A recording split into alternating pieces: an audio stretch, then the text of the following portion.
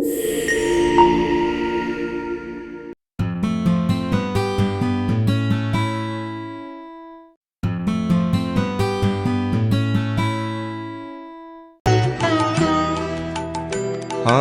জপি রাম কৃষ্ণ নাম, গুরু ভোজি রে, গুরু ভোজি রে। আমি জপি রাম কৃষ্ণ নাম, গুরু ভোজি রে, গুরু ভোজি রে। চরণ তার হৃদে রাখি, চরণ তার হৃদে রাখি, বিপদ মাঝারে, গুরু ভোজি রে। আমি জপি রাম কৃষ্ণ নাম, গুরু ভোজি রে, গুরু ভোজি রে। শ্রীম কথিত শ্রী শ্রী রামকৃষ্ণ কথামৃত। ত্রেতায় শ্রীরাম, দাপরে শ্রীকৃষ্ণ, কলিতে শ্রীরামকৃষ্ণ। ঠাকুর শ্রীরামকৃষ্ণ ভক্ত হৃদয়ে। শ্রীরামকৃষ্ণের প্রথম মঠ ও নরেন্দ্রাদির সাধনা ও তীব্র বৈরাগ্য। আজ বৈশাখী পূর্ণিমা, 1887 খ্রিস্টাব্দ 7ই মে, শনিবার অপরাহ্ন। নরেন্দ্র মাস্টারের সহিত কথা কহিতেছেন।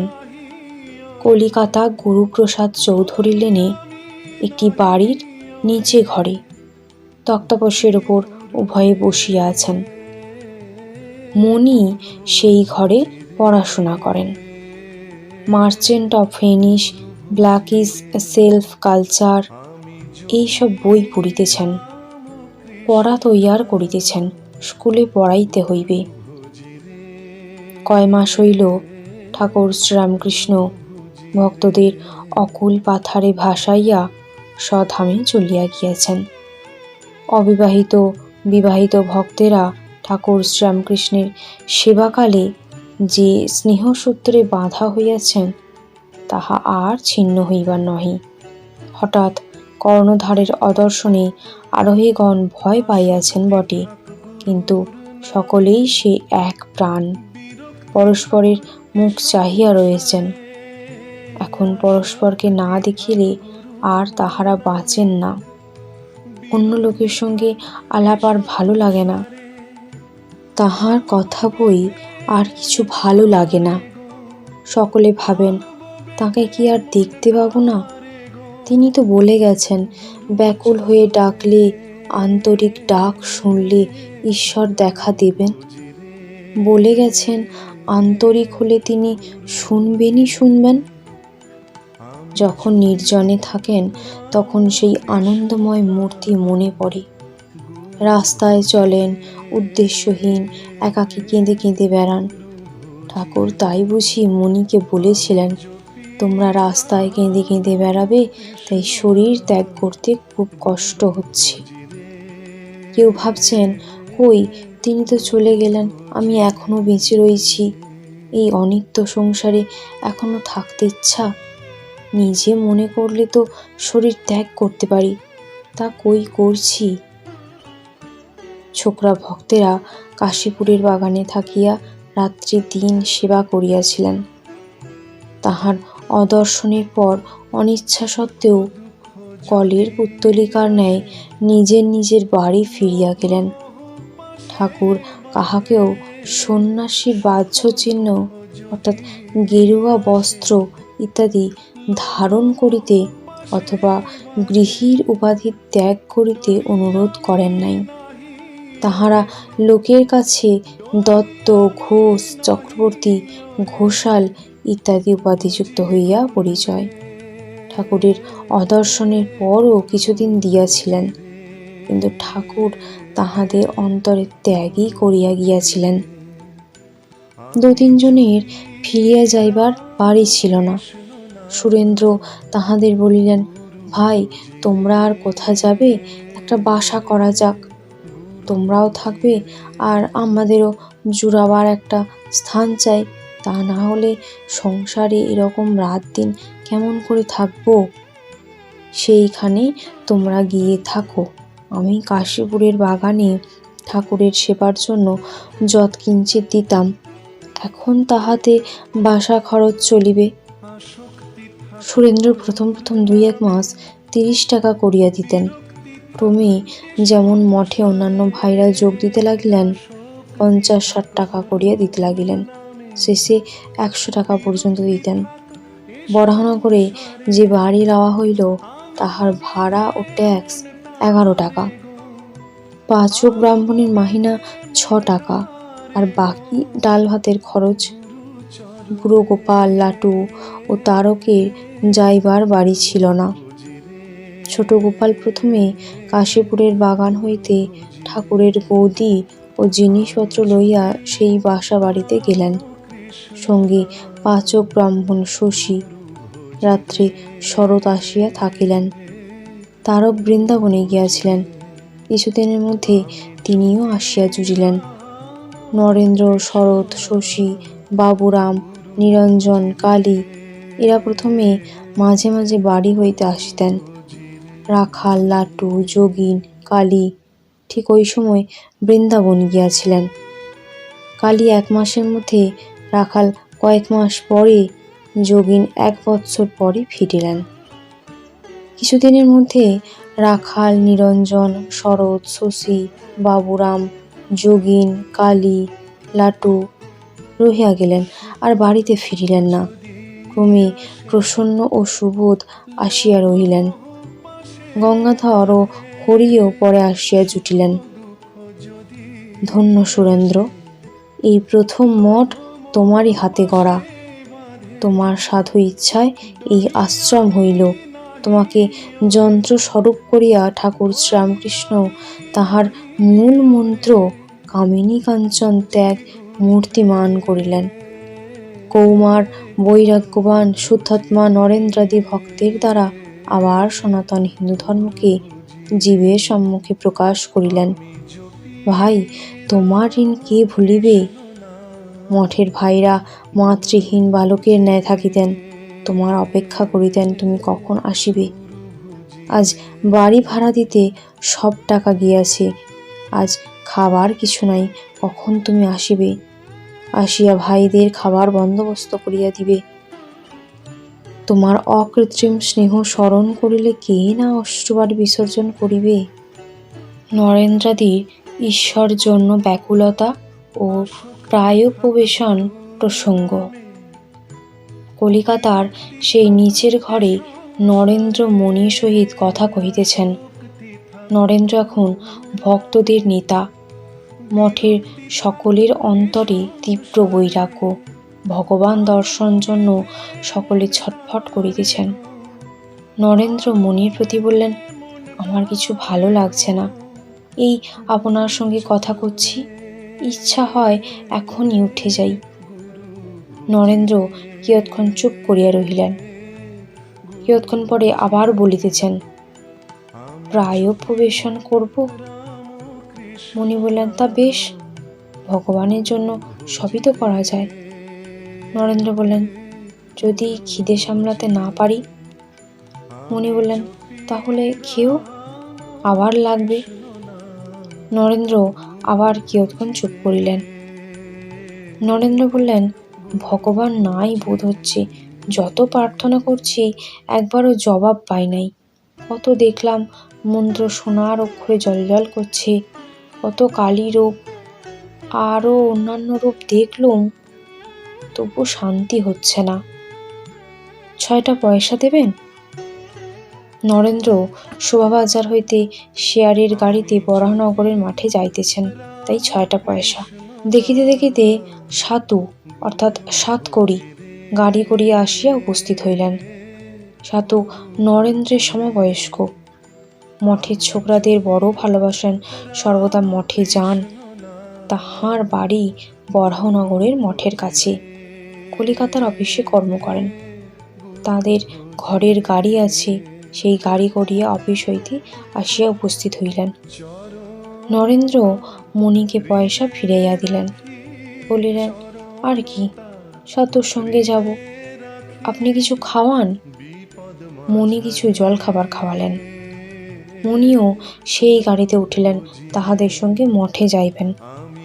সন্ধ্যার সময় সকলে মঠে পৌঁছিলেন।